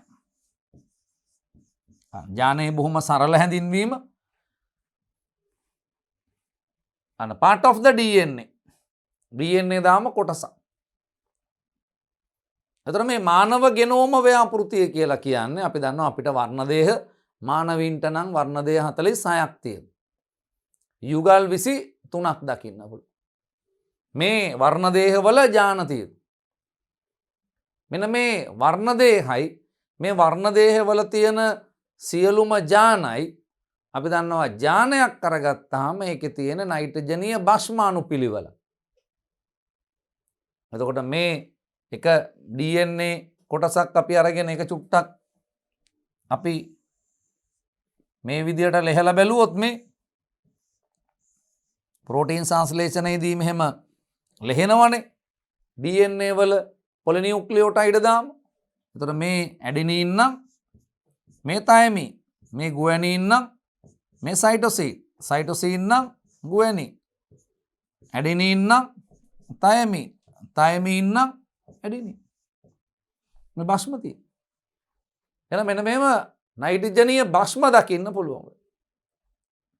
එතකොට වර්ණ දේහවල තියෙන සියලුම ජාන මේ ජාන හැදිලා තියෙන නයිට්‍රජනීය භස්මාණුපිළිවෙල මෙන්න මේවා සොයා බැලීම සඳහා ජාත්‍යන්තරව ක්‍රියාත්මක වෙන අන්න මහා දැවැන්ත ව්‍යාපෘතිය තමයි අපි කියන්නේ අන්න මානව ගෙනෝම ව්‍යාපෘතිය කියලා. අපේ ගෙනෝමය කියලා කියන්නේ අන්න සියලුම ජාන මානවයාගේ සියලුම ජාන එකතුව අපි කියනවා මොකක් කියලාද? ගෙනෝමයක් ලෙස හඳුන්වනවා. අන්න ඒකට ක්‍රියාත්මක වෙන ව්‍යාපෘතිය තමයි අපි කියන්නේ මානව ගෙනෝම ව්‍යාපෘතිය කියලා කියන්නේ. සෑම වර්ණ දේහයකම මානව ජාන හඳුනා ගැනීමට සෑම වර්ණ දේහයකම තියෙන මානව ජාන හඳුනා ගැනීමට ගෝලීය වශයෙන් ගන්නා උත්සාහය කියන්න. මේක මොකද්ද? පොඩි ගෝලීය වශයෙන් ගන්න උත්සාහය. මානව ගෙනෝම ව්‍යාපෘතිය යනු මානව ජානවල පිහිටීම හා ඒවායේ කෘත්‍ය හඳුනා ගැනීමට ගන්නා උත්සාහය. මේක පටන් ගන්නවා අවුරුදු 13ක ප්‍රොජෙක්ට් එක. 1990 ඉඳලා 2003 දක්වා ව්‍යාපෘතියක් විදිහට මේක දකින්න පුළුවන් වෙනවා. මේ ව්‍යාපෘතිය ආරම්භකයා අන්න United States Department of Energy and the National Institute of Health කියන ආයතනය තමයි මේකට මඟ පෙන්වන්නේ. හැබැයි මේකට මේ ආයතනයේ මඟ පෙන්වුවට මේකට තවත් රටවල් ගණනාවක් මක් කරනවද? අන්න තාක්ෂණික සහාය ලබා දීම සිද්ධ කරා. මේකට රටවල් ගණනාවක් තාක්ෂණික සහාය ලබා දෙනු. මොකද හේතුව මේක පෞද්ගලික වැඩක් නෙවෙයි. මේක ග්ලෝබල් වැඩක්. ඒ හින්දා මේකට අන්න චීනය එක්සත් රාජධානී ජර්මනිය ජපානය ඔස්ට්‍රේලියාව ප්‍රංශය චීනය වගේ රටවල් මේ වලට මක් කරනවද? අන්න අතිරේක දායකත්වයක් තාක්ෂණික සහාය ලබා දීලා තියෙනවා. මොකද මේ ක්‍රියාවලිය අන්න අඟහරුතරණය වගේ එකක් නෙවෙයි. අඟහරුතරණය වගේ එකක් නෙවෙයි මේක සමස්ත ලෝකවාසීන්ටම අන්න අත්වන ක්‍රියාවලිය. ඒ හින්දා අන්න ඒකට හැමෝගෙම දායකත්වය ඇතුව තමයි මක් වෙන්නේද? අන්න මේ ක්‍රියාන්විතය සිද්ධ වෙන්නේ. හැබැයි අපි මීට දශක කීපයකට කලින් අපි ලෝකේ වෙනත් ග්‍රහලෝකතරණය සඳහාත් අපි ලෝකයේ අනිකුත් රටවල් සාමූහික එකතුවීම් සිද්ධ වුණා. අනිත් අයගේ ජෙට් එන්ජින් තාක්ෂණය පාවිච්චි කරානේ අන්න පැහැදිලි. එතකොට බර අරන් යන්න පුළුවන් ජෙට් යානා පැහැදිලි අන්න ඒවා යොදා ගැනීම. එතකොට ඒකෙදිත් තාක්ෂණික එකතුවක් සිද්ධ වෙයි. හරියට ලෝකේ රෝදේ හදාගත්තයින් පස්සේ රෝදේ පාවිච්චි කරලා අන්න මේ මෝටර රථ ඉදි වුණා වගේ සංකල්පයක් විද්‍යාවේ ස්වරූපයක කවුරුෝ සොයා ගැනීමක් එක්ක ඒක තවදුරටත් ඉදිරියට මක් කරනවද? ගලාගෙන යාමක් සිද්ධ වෙනවා. එහෙනම් මේ ක්‍රියාවලිය සඳහා මේ රටවල් කීපයක් මක් වෙනවද? අන්න තාක්ෂණික මැදිහත් වීම සිද්ධ කරා. මානව ගෙනෝම ව්‍යාපෘතියේ ප්‍රධාන අරමුණු. මේකේ ප්‍රධාන අරමුණු ගණනාවක් තියෙනවා. අපි දන්නවා අපිට මානවයා තුල එකිනෙකට වෙනස් ඥාන 20000ක් විතර තියෙනවා කියලා කියනවා. අපි ඇස්තමේන්තු ගත කරලා තියෙනවා. මෙන්න මේ 20000 පිළිබඳව මානව ගෙනෝමේ සියලුම ඥාන ආසන්න වශයෙන් ප්‍රෝටීන වලට කේත සපයන ඥාන 20000ක් හඳුනා ගැනීම. ඔබට මතක් වෙන්න ඕනේ ප්‍රෝටීන වලට කේත සපයන ඥාන කියලා කිව්වහම මේ තියෙන එක. එතකොට මේ න්‍යෂ්ටිය තුල තියෙන DNA එක ප්‍රෝටීන සංශ්ලේෂණයේදී මේ නයිට්‍රජනීය භස්ම අතර තියෙන හයිඩ්‍රජන් බන්ධන කැඩිලා පොලිනියුක්ලියෝටයිඩ් දාම දෙකකට වෙන් වෙනවා. මේ වෙන් වෙච්ච දාම දෙකෙන් දැන් ප්‍රතිලේඛනය සිද්ධ වෙනවා. අන්න එනවා කවුද? එනවා උකට mRNA අණුවක්. mRNA මගින් පිටපතක් ලබා ගන්නවා මේ DNA වලින්. මේ කවුද මේ mRNA?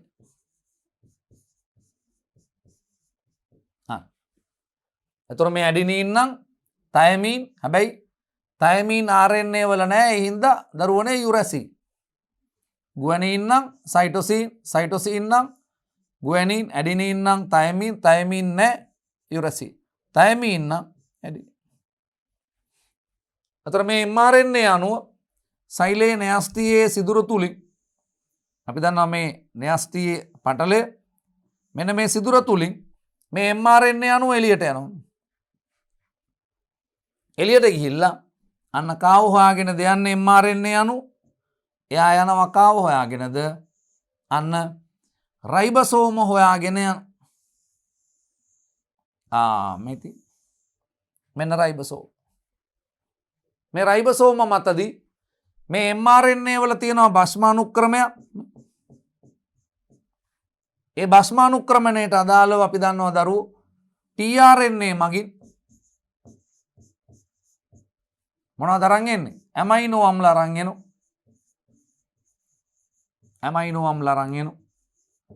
කාගේද?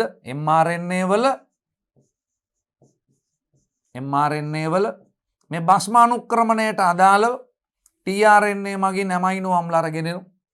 ඒ ගේන ඇමයිනෝ අම්ල රයිබෝසෝම මතදී ඒ ගේන ඇමයිනෝ අම්ල රයිබෝසෝම මතදී පෙප්ටයිඩ් බන්ධන වලින් බන්ධනය වෙලා මොනවද හැදෙන්නේ? අන්න මේ amino අම්ල A B C D E ආන් මොනවද නිර්මාණය වෙන්නේ? පොලිපෙප්ටයිඩ් හැදෙන.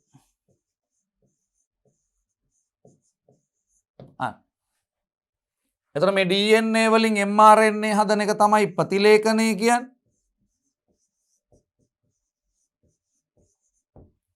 මේ රයිබෝසෝම මගින් අන්න මේ mRNA වල තියෙන භස්ම අනුක්‍රමණයට අදාළව ඇමයිනෝ අම්ල අනුක්‍රමයක් අරගෙන පොලිපෙප්ටයිඩ් හදන එක තමයි අපි කියන්නේ පරිවර්තනය කියලා කියන්නේ.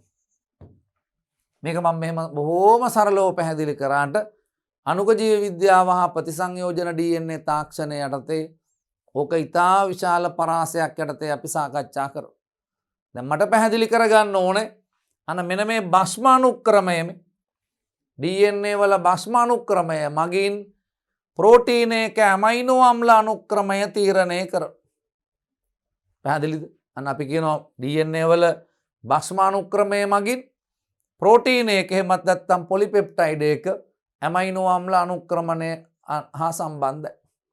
එතකොට මේ භස්ම අනුපිළිවෙල තමයි අන්න ප්‍රෝටීනේ ඇමයිනෝ අම්ල අනුපිළිවෙල තීරණය කරන්නේ. පැහැදිලිද? ඔන්න ඕක තමයි එහෙමනම් මේ පළවෙනි කාරණේ විදිහට අපි කියන්නේ මොකද්ද? බලන්න.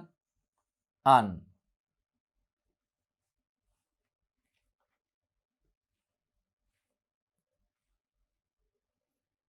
පැහැදිලිද?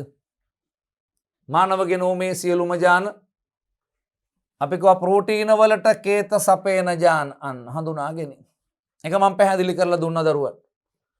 ඒ වගේම මානව DNA සෑදී ඇති මිලියනයක් වූ රසායනික භස්ම යුගල් අණුපිළිවෙල නිර්ණය කිරීම. මේ භස්ම යුගල් අණුපිළිවෙල නිර්ණය කරන්නත් අන්න අපි මේ ගෙනෝම ව්‍යාපෘතිය පාවිච්චියට ගන්න. පැහැදිලිද? මොනවද? භස්ම යුගල් අණුපිළිවෙල නිර්ණය කිරීම. දැන් අපි ඔන්න ජාන 20000ක් විතර අපි විශ්ලේෂණය කරා. ඒ ජානවලට අදාළව නයිට්‍රජනීය භස්ම මිලියනයක් විතර අපි කියනවා උසස් පෙළ පන්තිදී අපිට මතක තියාගන්න ඕනේ ජානයක නයිට්‍රජනීය භස්ම යුගල් 900ක් 1500ක් විතර කෑල්ලක් තමයි ජානයක් කියන්නේ කියලා. මම සාමාන්‍ය අවබෝධය තියාගන්න. පැහැදිලි? 900ක් 1500ක් විතර කොටසක් විදිහට තමයි දල අදහසක ගන්න. එතකොට භස්ම කොච්චරක් තියෙනවද? අන්න මිලියනයකට වඩා. ඒ අණුපිළිවෙල නිර්ණය කිරීම DNA හැදිලා තියෙන භස්ම නයිට්‍රජනීය භස්ම අන්න මිලියනයකට වඩා අන්න හඳුනා ගැනීම මේ ව්‍යාපෘතියේ තව එක ආරමුණ. ඊළඟ එක තමයි දැන් මේ තොරතුරු කොහෙද ගබඩා කරලා තියාගන්නේ. එහෙනම් දැන් අපි හදන්න ඕනේ මේ තොරතුරු ගබඩා කරලා තියන්න පුළුවන්. මේක ඉතා සංකීර්ණ තොරතුරු ප්‍රමාණයක්. පැහැදිලි? එතකොට මේක භාෂාවක්. මේ භාෂාව තමයි යන්න අපේ මේ પરම්පරාගත ලක්ෂණ ටික ගබඩා කරලා තියෙන භාෂාව. මේක ගබඩා කරලා තියාගන්න ඕන. එහෙනම් අපි මොකද කරන්නේ? පරිගණක දත්ත ගබඩාවක් විදියට මේක අන්න පරීක්ෂණ කරගෙන යන්නේ. දැන් ඔය ක්‍රියාවලිය සඳහා මූලික අපි මෙච්චර කල් පාවිච්චි කරපු සම්ප්‍රදායික තාක්ෂණික මෙවලම් ප්‍රමාණවත් වෙන්නේ නැහැ. එහෙනම් අපිට ඒකට සරිලන විදියටම කරන්නද? මේ DNA වෙන් කරලා ගන්න. ඒවා කොටස් වලට කපන්න. පැහැදිලි? අර පොලිනියුක්ලියෝටයිඩ් දාම වෙන් කරන්න. පැහැදිලිද? මෙන්න මේ වලට අපිට තාක්ෂණිකය ඕන වෙනවා. එහෙනම් අපි දත්ත විශ්ලේෂණය සඳහා මොනවාද? ආම්පන්න වැඩි දියුණු කිරීම සිද්ධ කරා. පැහැදිලිද? ඒ වගේම තමයි මේ තොරතුරු ටික අපි මේ පෞද්ගලික අංශයේ වෙත මේ තාක්ෂණයේ පැවරීම සිද්ධ කරා. පැහැදිලිද? ඊට අමතරව දැන් මේ ක්‍රියාවලිය මේ අපි ගනුදෙනු කරන්නේ මොනවත් එක්කද දරුවනේ? ජානත් එක්ක. මේ නයිට්‍රජනීය භස්මත් එක්ක අපි මේ ගනුදෙනු කරන්නේ. එතකොට මේවා එහෙට මෙහෙට උණයි පස්සේ ජීවීන්ගේ අන්න ප්‍රෝටීනයි වෙනස් වේ. ජාන වෙනස් වෙච්ච ගමන් ප්‍රෝටීන වෙනස් වෙනවා. ප්‍රෝටීන වෙනස් වෙච්ච ගමන් රූපානුදර්ශයට යම් යම් බලපෑම් ඇති වෙනවා. එතකොට රූපානුදර්ශවලට බලපෑම් ඇති වෙනවා නම් අන්න ඒක පිළිබඳව ආචාර්ය ධර්ම කියන කාරණේ ඉස්මතු වේ. මොකද රූපානුදර්ශ වෙනස් කිරීම ඒක ආචාර්ය ධර්මවලට පටහැනි. මම මගේ අම්මගේ තාත්තගේ ජාන වලින් හැදිලා තියෙන්නේ. උතර මාළඟ තියෙන අපේ අම්මගේ තාත්තගේ ලක්ෂණ ටික. පැහැදිලි. උතර මේවා වෙනස් කරනකොට අන්න පුංචි ආචාර ධර්ම පිළිබඳ ගැටලු ඇති වෙනවා. ඒ හින්දා අන්න මේ ව්‍යාපෘතිය නිසා පැන නගින ආචාර ධර්ම හා අන්න නීතිමය සහ සමාජයේ ගැටලු සාකච්ඡා කිරීමකුත් අන්න සිද්ධ වෙනවා. පොඩි කතිකාවක් කියනවා එහෙම වුණොත් මොකද කරන්නේ? ඒ පිළිබඳවත් අන්න මේ ව්‍යාපෘතියේ අංගයක් විදිහට දකින්න හම්බ වෙනවා. බලන්න. 2004 වසරේදී මානව ගෙනෝමයේ අනුපිළිවෙල පිළිබඳව ප්‍රකාශිත ප්‍රධාන ගුණාත්මක තක්සේරුවකින් දැක්වෙන පරිදි 99%ක නිරවද්දතාවයකින්.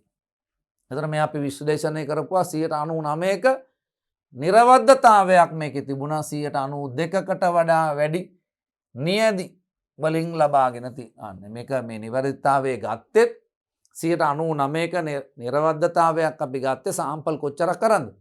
92%ක්. 100%කට ආසන්න ගානකට අරගෙන තමයි අන්න මේ වැඩේ අපි සිද්ධ කරලා තියෙන්නේ. The Genome Reference Consortium GRC එක පැහැදිලිද? The Genome Reference Consortium කියන එක GRC නම් අන්තර්ජාතික ආයතනය. මේක මේ ගෙනෝම ව්‍යාපෘතියත් එක්ක සම්බන්ධ ආයතනය. ඒගොල්ලෝ මොකද කරේ? මේවා මේ සිතියම් ගත කිරීම සිද්ධ කරා. පැහැදිලි? අන්න මේවා සිතියම් ගත කිරීම සිද්ධ කරා. අන්න අපි කියනවා මේ ජාන වර්ණදේහ සිතියම් කියන එක. පැහැදිලිද? මේ වර්ණදේහ සිතියම් කියන ඒවා හදාගෙන ඊට පස්සේ මේ දත්ත සිතියම් ගත කරමින් මේ ක්‍රියාවලිය තවදුරටත් මක් කරාද? අන්න විශ්ලේෂණාත්මකව සොයා බැලීමකට ගියා. මොකද්ද කියන්නේ? සාමූහිකව වූ ශාස්ත්‍රීය හා පර්යේෂණ ආයතන GRC එක ගෙනෝමය සිතියම් ගත කිරීම නැත්නම් මැපින් ප්‍රවීණයන් සමග මානව ගෙනෝම ව්‍යාපෘතිය දත්ත තවදුරටත් විශ්ලේෂණය කරමින් ඉන්නේ. පැහැදිලි? ඒතර මේ දත්ත විශ්ලේෂණය කිරීමේ අරමුණ තමයි අන්න රෝගී ජාන තියෙනවා නම් ඒ ජාන මක් කරගන්නද? හඳුනා ගන්න. එතකොට අනාගතයේ සමහර විට බිහි වෙයි දරුවෝ. ඒ දරුවෝ ස්වභාවයෙන්ම COVID-19 වලට ප්‍රතිරෝධී. ඇයි? අපිට ඒ ජාන දාන්න පුළුවන් එතකොට. පැහැදිලි? මේම ලෝකයේ තියෙන බරපතල රෝග තත්ත්වයන්ට ප්‍රතිරෝධී දරුවෝ බිහි කිරීමේ හැකියාවක් අනාගතේ තියෙනවා මේ තාක්ෂණයත් එක්ක. පැහැදිලිද? මානව ගෙනෝමේ අනුපිළිවෙල සකස් කිරීම බොහෝ ශේස්ත්‍රවලට වාසි සහගත වන අතර අනුක වෛද්‍ය විද්‍යාවේ සිට අන්න මේ මොලකියුලර් බයොලොජි වල ඉඳලා මානව පරිණාමය දක්වා බලපැවැත්වේ. එතකොට අර පුංචි තැන ඉඳලා අනුක ජීව විද්‍යාවේ ඉඳලා මානවයා පරිණාමය වුණේ කොහොමද කියන එක පිළිබඳවත් අන්න අපිට මේ මොනවලින්ද ජාන වලින් විශ්ලේෂණය කරලා ඔප්පු කරලා පෙන්වන්න පුළුවන්කම ලැබේ. මේවායින් සමහරක් නම් ඇතැම් රෝගවලට වැඩි දියුණු කරන ලද රෝග විනිශ්චය විවිධ පිළිකා වර්ග හා බැඳි විකෘති හඳුනා ගැනීම ඖෂධ නිර්මාණය එම ඖෂධවල බලපෑම් පිළිබඳව නිවැරදි පුරෝකථනය කිරි. සමහර ඖෂධ අපි දන්නවා මක් වෙනවද? හානි කරයි. අන්න ඒවල හානියේ ස්වභාවය කොයි වගේද කියන එක. ඊට අමතරව ජාන චිකිත්සාව ජීන් තෙරපි. මොකද ජාන චිකිත්සාව කියන්නේ? රෝගී ජාන ඉවත් කර ඒවාට අන්න නිරෝගී ජාන වලින් ප්‍රතිස්ථාපනය කිරි. රෝගී ජාන ඉවත් කර ඒවා නිරෝගී ජාන වලින් ප්‍රතිස්ථාපනය කිරීම තමයි අපි කියන්නේ මොකක් කියලාද? අන්න ජාන චිකිත්සාව කියලා කියන්නේ. ඖෂධ පාලන පද්ධති. අන්න යොදාගෙන. පැහැදිලිද? ඔන්න යොදා ගැනීම කීපයක්. DNA වලට අදාළ නිෂ්පාදන ඇති කිරීමට ගෙනෝම සම්බන්ධ පරීක්ෂණ දියුණු කිරීම. අපි මේ ගෙනෝම සම්බන්ධ පරීක්ෂණ දියුණු කරලා තියෙනවා මේ DNA ආශ්‍රිත නිෂ්පාදන හද.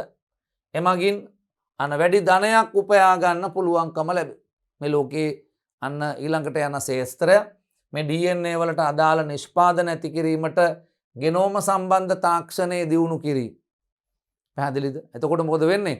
මේ ගෙනෝම වෙනස් කරලා අන්න ජීවීන්ගේ ගෙනෝම රටාව වෙනස් කරලා සුවිශේෂ වූ ගති ලක්ෂණ සහිත ගෙනෝමයන් තියෙන අන ජීවීන් නිර්මාණය කරපුවාම ඒවා ලෝකයේ ඉහළ මිල ගණන් වලට අලෙවි කරන්න පුළුවන්. පැහැදිලි? ඉහළ මිල ගණන් වලට අලෙවි කරන්න පුළුවන්. එහෙනම් ලෝකේ යනවා මොකද්ද?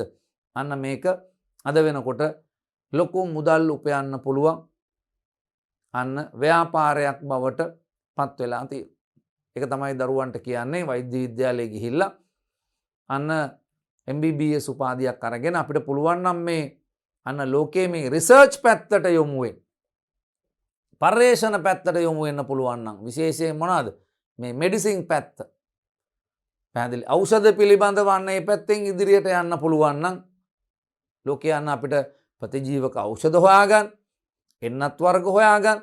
පැහැදිලි? මෙන්න මේ තාක්ෂණය මේ කියන ඒ වලින් අපි යොදාගෙන සිද්ධ කරනවා නම් ඒවා ඉතා ඉහළ ආදායම් මාර්ගයක් ගන්න පුළුවන් වෘත්තීන් බවට පත් වෙනවා. පැහැදිලි? ඒකට තමයි මේ ලෝකයේ වැඩි අවධානයෙන් ඉන්නේ. දැන් අපි දන්නවා COVID-19 ආවයින් පස්සේ අපි දන්න කොරෝනා වෛරස් එක ආවයින් පස්සේ අපි දැක්ක ලෝකයේ රටවල් ගණනාවක් එකපාර ඊට අන්න එන්නත් නිපදව. ඒ කියන්නේ මේ ලෝකයේ ඉන්නේ එතන. ලෝකයේ ඉන්නේ එතන. මක්කලා තියෙන්නේ. උන්ගේ තාක්ෂණය තියෙනවා. උන්ගේ තාක්ෂණය තියෙනවා. ඒ තාක්ෂණයත් එක්ක මොකද කරලා තියෙන්නේ? අන්න ඔවුන් සතුව තියෙනවා දියුණු තාක්ෂණික උපකරණ. මේවා මේ සායනික පරීක්ෂා කිරීම අර කරින් වගේ මේ මීයන්ට දීලා බලලා අන්න හාවුන්ට දීලා බලලා එහෙම නෙවෙයි. මේවා මේ පරිගණක තාක්ෂණය යොදාගෙන මේවල නිර්වද්‍යතාවය බලන්නත් පුළුවන්. කොතෙක් දුරට මේ ඖෂධය නිවැරදිද කියන එක බලා ගන්නත් පුළුවන්. එවැනි තාක්ෂණික ක්‍රම පාවිච්චි කළා වුන් එකපාර අපි දැක්කා නේ සමාගම් කීපයක් එකවර අන්න එන්නත් නිෂ්පාදනය කළ වෙළඳපළට එවුන. පැහැදිලි? එහෙනම් මේක හොඳ ශේස්ත්‍රයක්. ලෝකේ මුදල් උපයන්න පුළුවන්. වැඩි අන්න එමගින් වැඩි ධනයක් උපයව ගන්න පුළුවන්. පැහැදිලිද? ලෝකේ ක්‍රියාත්මක වෙලා අවසන් ව්‍යාපෘති ටිකකුත් තියෙනවා. දැන් මේ ලෝකේ මානව ගෙනෝම මානවයා සංකීර්ණයි. දැන් මේ මානව ගෙනෝම ව්‍යාපෘතිය ක්‍රියාත්මක වෙන ගමන් ලෝකයේ ස්ටිචියෝ කෝලයි අන්න අපි ගොඩක් වෙලාවට මේ විද්‍යාගාර පර්යේෂණ සඳහා භාවිතා කරන මේ ජාන ඉංජිනේරු විද්‍යාවට පාවිච්චි කරන බැක්ටීරියාව එයාගේ නම් මේ ලොකු ජාන ප්‍රමාණයක් නැහැ. ඒ හින්දා විශ්ලේෂණය කිරීම පහසුයි. අන්න ඒගොල්ලන්ගේ ව්‍යාපෘතිය අවසන් වෙලා තියෙනවා. මීයන් අන්න ඊට අමතරව වී වගේ අන්න සමහර ශාක ගෙනෝම ව්‍යාපෘති දැනටමත් මක් කරලා තියෙන ලෝකයේ විසින් අන්න කරලා අවසන් කරලායි තියෙන්නේ. පැහැදිලිද? මේ නිසා මානව සෛලවල අනුක ක්‍රියාකාරකම් වල සම්පූර්ණ විස්තරයක් කිරීමේ මාර්ගයක් සහ ඒ ක්‍රියාකාරකම් පාලනය කරන විධි පිළිබඳව අවබෝධයක් ලබාගෙන ඇත. එනම් මේ මානවයා තුළ සිදුවන සියලුම ජෛව රසායනික ක්‍රියා පිළිබඳව අන්න අපි ජාන මට්ටමින් මේ වෙනකොට විශ්ලේෂණය කරලා අමාරයි. දැන් අපිට ඕන වෙලාවක මක් කරන්න බලන්න මේ ජාන හැසිරවීම කියන ක්‍රියාවලිය සිද්ධ කරන්න පුළුවන්. අනුක ජීව විද්‍යාව ප්‍රවේණියට පමණක් නොව අන්න ජෛව රසායන විද්‍යාව, සෛල විද්‍යාව පිළිබඳව සහ කායික විද්‍යාව පිළිබඳවත් වර්තමානයේදී අනුක ජීව විද්‍යාවෙන් අන්න සාකච්ඡා කරනතොර අපි දැන් කතා කරනවා මොනවද? අන්න ජීව විද්‍යාවත් අපි කතා කරනවා අනුක ජීව විද්‍යාවෙන්. රසායන විද්‍යාවත් අන්න අපි කතා කරනවා අනුක ජීව විද්‍යාවෙන්. පැහැදිලි? ඊට අමතරව කායික විද්‍යාවත් අපි කතා කරනවා අනුක ජීව විද්‍යාවෙන්. එතෙන්ට ලෝකයේ මක් වෙලා තියෙන්නේ? හැදිලායි තියෙන්නේ. අනුක ජීව විද්‍යාව සහ ප්‍රවේණ විද්‍යාවට පමණක් නොව ජීව රසායන විද්‍යාව, සෛල විද්‍යාව සහ කායික විද්‍යාව පිළිබඳවත් වර්තමානයේදී අනුක ජීව විද්‍යාවෙන් විස්තර කරනවා. එතකොට මේ කායික රෝග පිළිබඳවත් අනුක ජීව විද්‍යාවෙන් විස්තර කරන්න පුළුවන්කම ලැබිලා තියෙනවා. එපමණට මේ ශාස්ත්‍රය මක් වෙලා තියෙන අන්න දියුණු වෙලයි තියෙන්නේ. ගෙනෝම ව්‍යාපෘතියේ දැනට අනුමාන කිරීම පමණක් කළ හැකි අමතර වාසිද ඇත. මානව ගෙනෝමය අනෙකුත් බොහෝ ජීවීන්ගේ ගෙනෝමයට පොදුවන බවට සාක්ෂි ඇත. අපේ ගෙනෝම රටාව අනෙකුත් ජීවීන්ට පොදු සැකැස්මක් තියෙන. කලාතුරකින් සමහර අන්තර්ජාන ඉන්ටජෙනික් DNA ආසන්නව ඇති ජාන පාලනය කිරීමේ ක්‍රියා සිදු කරන අතර ඒ හැර බොහෝ අන්තර්ජානවලට කෘත්‍යයක් නැති බව විශ්වාස කර. ඒ කියන්නේ සමහර ජානවලට පුළුවන් තමන්ගේ ළඟින් ඉන්න ජාන වෙනස් කරන්න. පැහැදිලි. සමහර ඒවාවලට එහෙම විශේෂ හැකියාවක් නැහැයි කියලායි අපි කියන්නේ. පැහැදිලි. අන්තර්ජානවලට ක්‍රියාකාරීත්වයක් තිබේද නැත්තම් අපිට එය ග්‍රහණය කර ගැනීම අපහසුද යන ගැටලුවක්. මේ අන්තර්ජාන පිළිබඳව කතා කරනකොට අපි කියනවා බලපෑමක් තියෙන්න පුළුවන් නොතිබෙන්න පුළුවන්. සමහරලාට අපිට තියෙන ගැටලුව තමයි මේකේ බලපෑම අපිට අහුවෙලා නැද්ද? මේ අන්තර්ජාන DNA වල බලපෑම අපිට අහුවෙලා තියෙනවද? තාක්ෂණයක් විදිහට අපිට හසුරුව ගන්න පුළුවන් තත්යකද නැද්ද කියන එකත් පිළිබඳව අපිට ගැටලුවක් තියෙනවා. ඒ කියන්නේ මොනවාද? අන්තර්ජාන ක්‍රියාකාරීත්වයක් තිබේද නැත්නම් අපට එය අහුවෙලා නැද්ද මේ? අපිට ඒක තේරෙන්නේ නැද්ද කියන එක. නමුත් ඒවාට යාමක බලපෑමක් ඇති බව. නමුත් ඒගොල්ලන්ට පුළුවන් මක් කරන්නද? බලපෑමක් ඇති කරන්න පුළුවන් බව අපි කියනවා විශ්වාස කරමු. විවිධ ගෙනෝම වල අන්තර්ජාන DNA සංවිධානය වී ඇති ආකාරය පිළිබඳ පූර්ණ විස්තරයක් ලබා ගැනීමට හැකියාව ලබා ගැනීම මෙහි ප්‍රධාන අරමුණ වේ. පැහැදිලිද?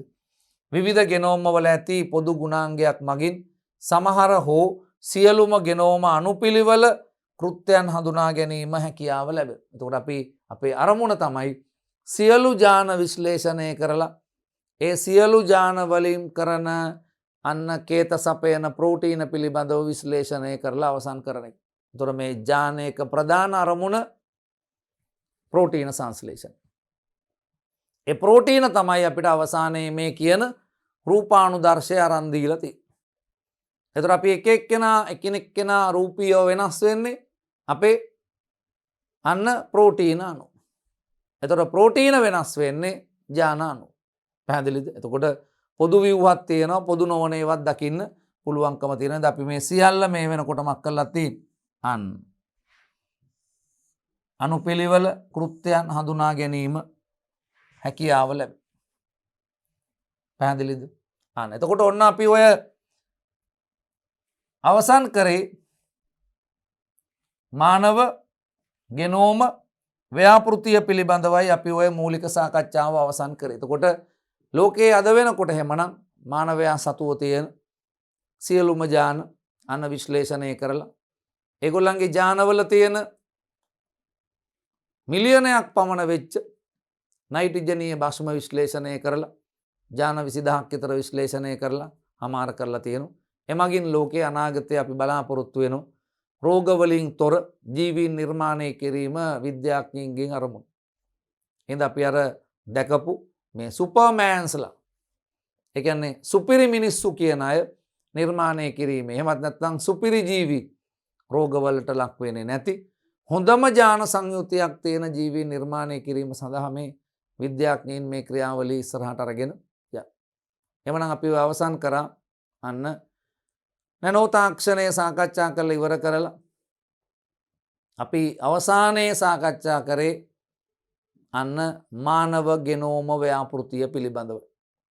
මේ අපි අවසන් කරමින් යන්නේ උසස් පෙළ ජීව විද්‍යා විෂය නිර්දේශයේ අවසාන පාඩම වන ව්‍යවහාරික ජීව විද්‍යාව. එhmenan අපි ව්‍යවහාරික ජීව විද්‍යා පාඩම සම්පූර්ණයෙන්ම සාකච්ඡා කරලා අවසන් කරා. ඒකේ දායකත්වයන් පැති ගණනාවකින් තියෙන එකක් අපිට විභාගෙට යම් ප්‍රමාණයක දායකත්වයක් සපයනවා අන්න විෂය මූලික කරුණු වලින් විභාගයේ පාස් වෙන්න.